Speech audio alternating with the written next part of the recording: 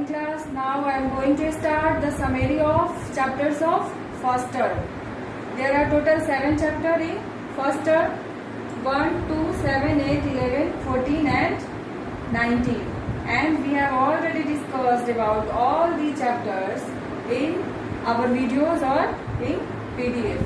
So now let's start the summary of chapter first, that is cell, the structure and functional unit of life. In this chapter, we have to study about the cell theory. Cell theory is given by the two scientists, Stadion and Eskevan. Later, a phrase is also added by a scientist, that is Virgo, and he tells us about the cell, that how the cell is arises. That cell is arises from the pre-existing cell. Now, you have to study about the structure of plant and animal cell, including the cell organelle and the cell component. Now, the first one is cell wall. Cell wall is the outermost boundary of plant cell and it is absent in animal cell. They give the rigidity and mechanical strength to the plant. Second one is cytoplasm. Cytoplasm is the liquid filled between the space of nuclear membrane and cell membrane. Second one is cell membrane. This membrane is the outermost part of animal cell because here the cell wall is absent, it delimiting the animal cell. Next one is endoplasmic reticulum. This is the interconnection between the nuclear membrane and the cell membrane. The endoplasmic reticulum is of two types, rough and smooth. Rough endoplasmic reticulum because of presence of ribosome. Next cell organelle is Golgi body, and in plant the Golgi body is also known as dictyozoa, and the function of Golgi body is to transport the material within the cell. Next structure is plastid. This plastid is absent in animal cell and present in plant cell, in which we include the chloroplast. Chloroplast is the structure which is present for the photosynthesis and present in the autotroph. Next structure is vacuole. Vacuole is single membrane boundary, and in the vacuole there is fluid filled, and the outer membrane of the vacuole is known as tonoplast. Next cell organelle is mitochondria. Here vacuole is present in plant cell and animal cell in both, but in the plant cell the vacuole is large, but in animal cell there is a small vacuole is present. Next organelle is mitochondria. Mitochondria is double membrane sausage shaped structure, and this is known as the powerhouse of the cell because it liberates the energy by the oxidation of food. Next cell organelle is ribosome. Ribosome is membraneless, and this structure is helping protein synthesis. Next one is nucleus. Nucleus is the controlling center of cell or the brain of the cell because it controls all the function of the cell. Next is nucleolus. Nucleus present within the nucleus. It contains RNA and it is necessary for the protein synthesis because it stores RNA. Next structure is centrosome. Centrosome is absent in plant cell but present in animal cell, and this structure is made up of by two centrioles which lie right angle to the each other, and this structure also help in the cell division in animal cell. This is all about the cell organelle and the structure of cell and their function. You have to study about the structure and function of all these structures. Next topic is difference between plant and animal cell with reference to centrosome, vacuole, cell wall and nucleus. Regarding this structure, you have to know about the difference between plant and animal cell and plastid also. Next is difference between prokaryote and eukaryote. Like there is absence of fully developed nucleus in the prokaryote and eukaryote have well developed nucleus. There is absence of nucleolus and there is presence of nucleolus, and other differences between prokaryote and eukaryote you have to study. And this is all about the summary of chapter first. Now I am going to start the summary of chapter 2, that is tissue, the building blocks. Here the tissue is a group of similar cells performing the similar function and having similar origin. This is known as tissue.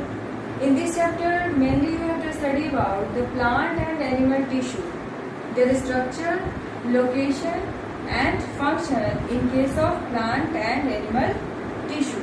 So let's start with plant tissue. Plant tissue is divided into two categories: meristematic tissue and permanent tissue. Meristematic tissue is formed by the cells which is actively dividing. That means meristematic tissue have retained the capacity of dividing. And the permanent tissue, the tissue which have no ability to divide, that they lost their dividing capacity either permanently or either for a period of time. Now this meristematic tissue on the basis of position in the plant is categorized into three types.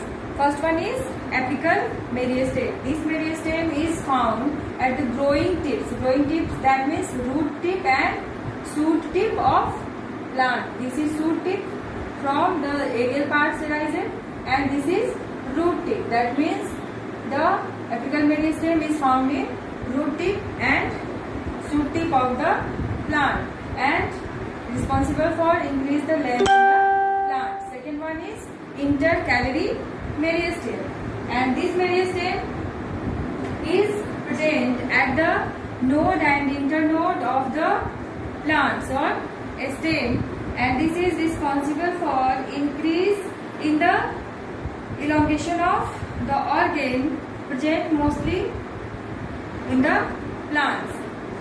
Next one is lateral meristem. This meristem is responsible for the secondary thickness, secondary growth, and this increase in the diameter of plant. Next tissue is permanent tissue. This tissue is also divided in two categories, in simple permanent tissue and complex permanent tissue. Simple permanent tissue consists of only one type of cell, but in complex permanent tissue, this tissue is comprises by the different type of cell. Now, this tissue is also known as supportive tissue and categorized into three categories: parenchyma, collenchyma and sclerenchyma. Parenchyma is soft filling tissue and found in the softer parts of the plant, as for example epidermis, cortex, pith, root and stem and leaf mesophyll. Now collenchyma is elongated and thickened cell. That means there is thickening present at the corner of these cell. And third one is sclerenchyma. Here the lignin is present for the thickening of the cell.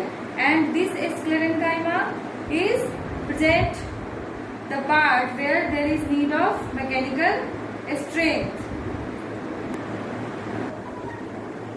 like stem and vein. And this sclerenchyma is also of two types, sclerids and fibers.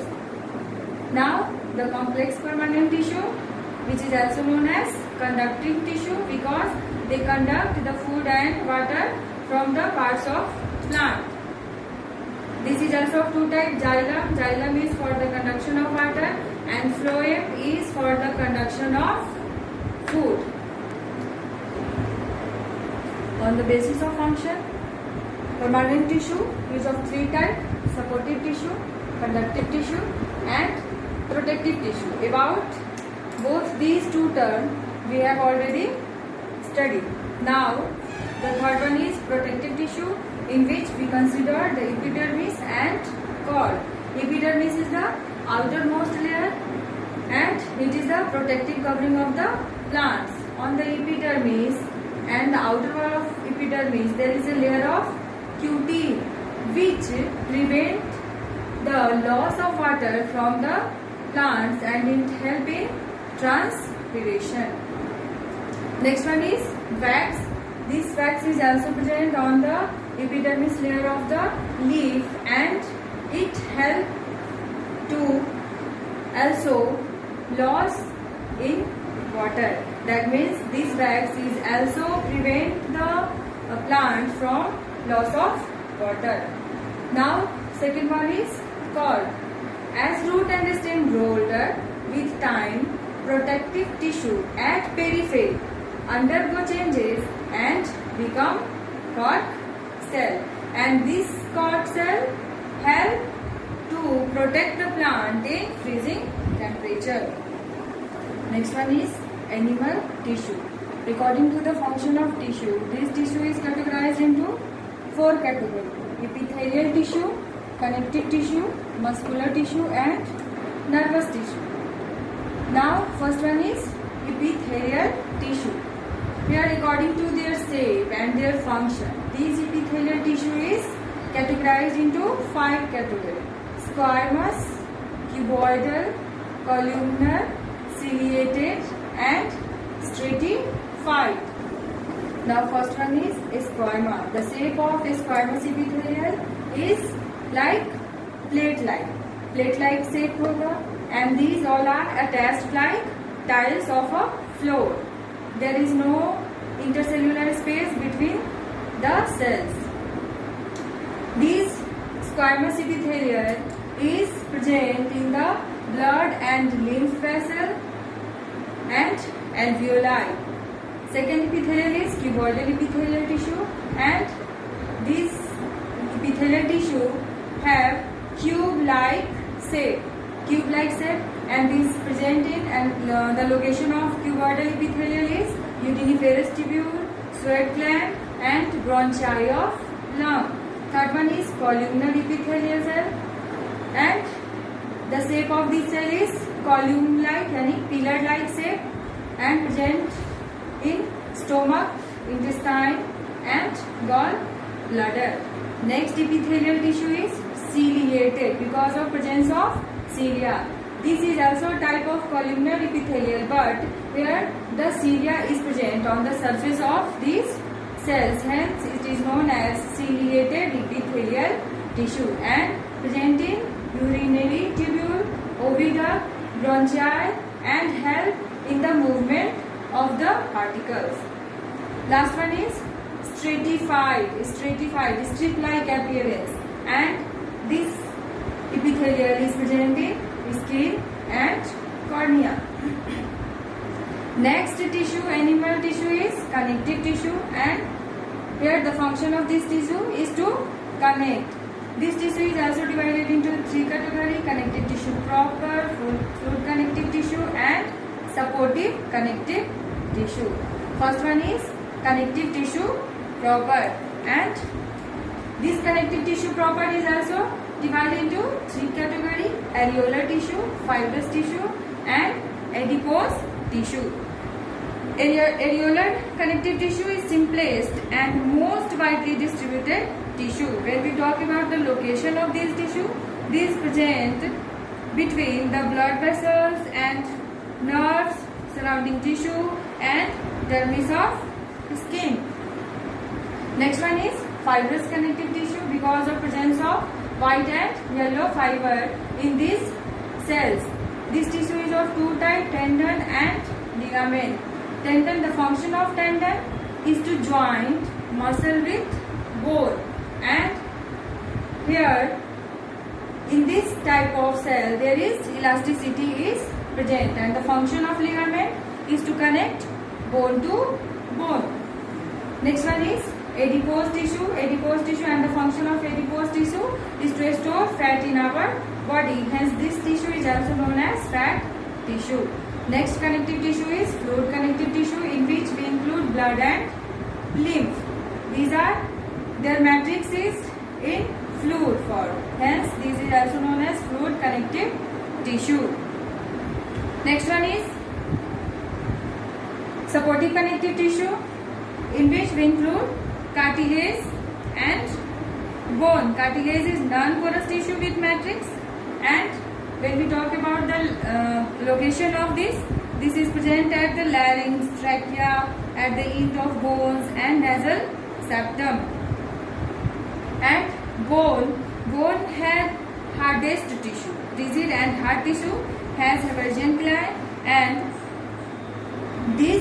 the location is always present on the bone. Next one is muscular tissue. Muscular tissue is divided into three categories: striated, unstriated and cartilage. This striated muscle is attached bone with striation, and their movement is under our control or under our will. This cells is multinucleated and present between body wall, tongue, limbs and pharynx. Next one is unstratified. This is also known as a smooth muscle, because here the presence of striation and their movement is not under our will. When we talk about the location of these muscles, then this present in alimentary canal, urinary bladder, blood vessel, duct of gland. Now next one is cardiac. This part is for heart. That means this is a special tissue which is present in our heart muscle, and the character of this muscle is resembled to both the stratified and unstratified muscle. Last one is nervous tissue, neuron, and this neuron is consist of three parts: cell body, axon and dendrine. And when we talk about the location of these muscle, this tissue, nervous tissue, then this tissue is present in brain, spinal cords and nerves. This is all about the summary of your chapter 2, that is tissue.